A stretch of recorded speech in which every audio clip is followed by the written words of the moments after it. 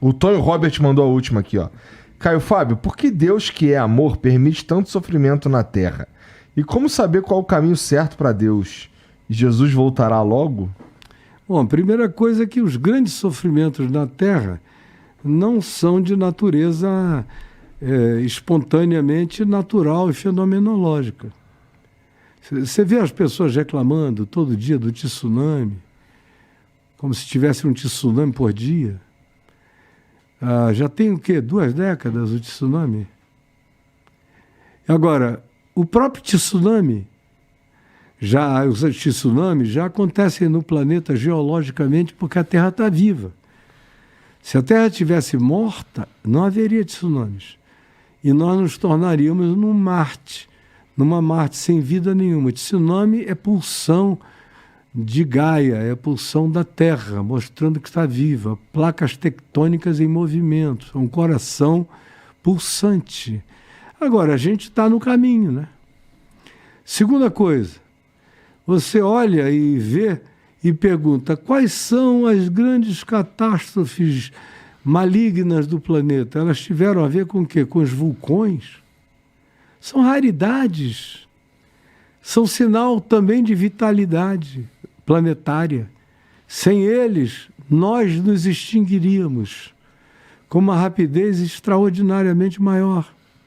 Ou qualquer outro argumento de natureza natural cai no âmbito da vitalidade planetária, da saúde planetária. É como uma espinha que brota na cara de um adolescente. É como alguma coisa só que aconteceu de eu habitar em cima da espinha do adolescente, terráqueo. Agora, Jesus disse, a filosofia de Jesus é a coisa mais simples do mundo. Chegaram para ele e disseram, tu viste o que aconteceu na Torre de Siloé? Como 18 pessoas estavam subindo a torre, lá em Jerusalém, e a torre caiu sobre os 18, e eles morreram. Eles queriam inferir o fato de que aqueles caras eram mais pecadores por causa daquela calamidade. Aí Jesus disse, vocês estão dizendo o quê? Que aqueles ali eram mais pecadores do que os outros habitantes de Jerusalém por causa daquela calamidade? O que designa a calamidade não é o modo de morrer, mas sim o modo de viver.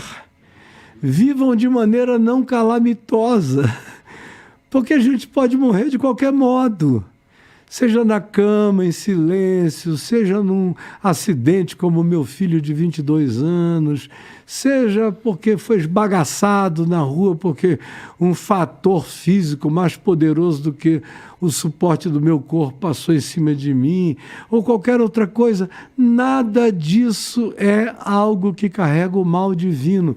Faz parte de existir num mundo físico, espaço-temporal. E parece que as pessoas têm uma dificuldade brutal. Todo mundo, no fim, queria que Deus fosse um jogador de game. E os crentes fossem aqueles seres marcados com superpoderes para Deus apertar assim o cara dar um pulo, pular o abismo, não sei o quê. Parece essa projeção do universo holográfico que se vem divulgando ultimamente por aí, que nada mais é do que uma reatualização teológica a partir do pressuposto digital, mas continua a ser calvinismo e arminianismo. Calvinismo dizendo Deus é soberano e poderoso, é o controlador do jogo, e o arminianismo não, o homem tem livre-arbítrio e tal, e vai. Agora, o pessoal que crê nesse universo da projeção holográfica está querendo um Deus interferente no livre-arbítrio humano ou na natureza. Eu digo que o acaso é o livre-arbítrio fenomenológico da natureza, é o que a gente chama de acaso. Acaso é a liberdade da natureza, que não é nem bem nem mal, é apenas um fenômeno. Se você estiver na reta, você pode ir, mano. E não é porque você estava na reta que você é mal. Nem que ou você não estava na reta que você é bom. Porque Jesus disse que ele, Deus, o Pai, faz nascer o sol sobre maus e bons, vir chuvas sobre justos e injustos. Tudo depende de dia, de hora, de onde você está. E ninguém deve ser julgado pelo resultado de se o seu corpo foi mais ou menos esmagado, ou se você morreu mais cedo ou mais tarde, ou pela sua longevidade ou curteza de longevidade. Isso é tudo de uma palhaçada filosófica que não tem tamanho. E Jesus não lida com essas categorias. Então, o acaso.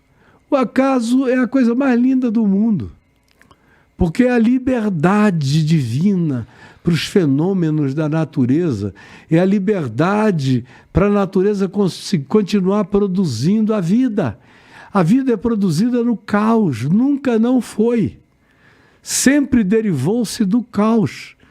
Nós mesmos, do ponto de vista geológico, já experimentamos, quando eu digo nós, é a vida na Terra hoje, com constatação geológica e até arqueológica de um tempo para cá, já experimentamos 5 grandes devastações planetárias, onde quase que zerou tudo. Mas o que se originou dali foi um tipo de vida mais sofisticada, melhor e mais evoluída. Até o dilúvio do livro de Gênesis. Por que veio o dilúvio em Gênesis? Veio por causa de uma invasão extraterrestre de anjos, Benai Elohim, que está dito lá em Gênesis 6, que anjos, que o livro de Enoque chama de os vigilantes, se apaixonaram pelas filhas dos homens e quiseram procriar com elas e hibridizar a Terra.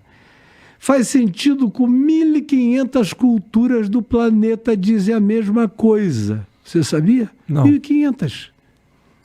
O que está escrito em Gênesis 6, que os Benai Elohim, os deuses, quiseram procriar com as filhas dos homens e gerar uma prole.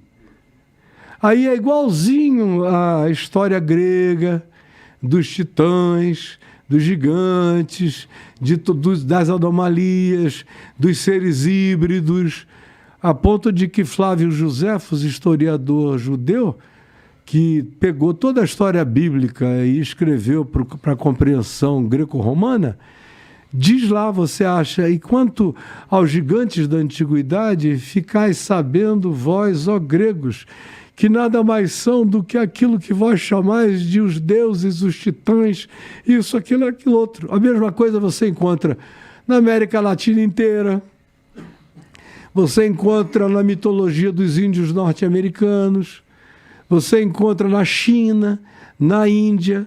Você lê a literatura grega, dos Vedas, dos outros livros considerados sagrados dos indianos, eles chegam a descrever, inclusive, os aparatos nos quais esses seres vieram. Eram todos seres que usavam aparatos, de tão sofisticado que era, em um negócio muito mais antigo do que a cronologia judaica consegue avaliar. Na cronologia judaica, que a gente deve entender como uma cronologia semítica, portanto tem a finalidade de escrever a história semítica, está longe de ser uma cronologia universal. Aí o universo judaico, o mundo judaico, a humanidade judaica tem menos de 6.000 anos.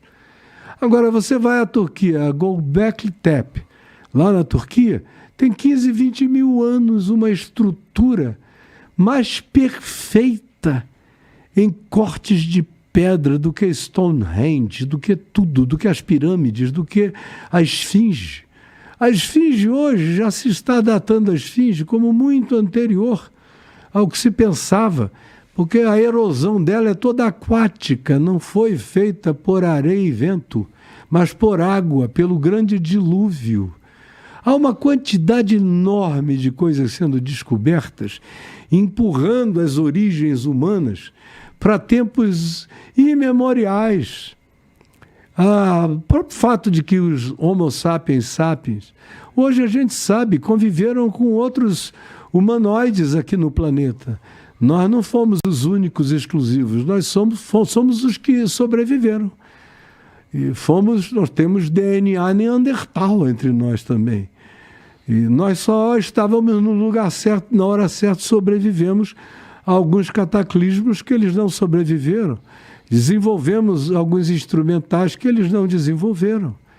Mas você tem, por exemplo, no norte da Turquia, lugares com 80, 100 metros de profundidade que não são do período neolítico, são do paleolítico. Foram cavados com pedra.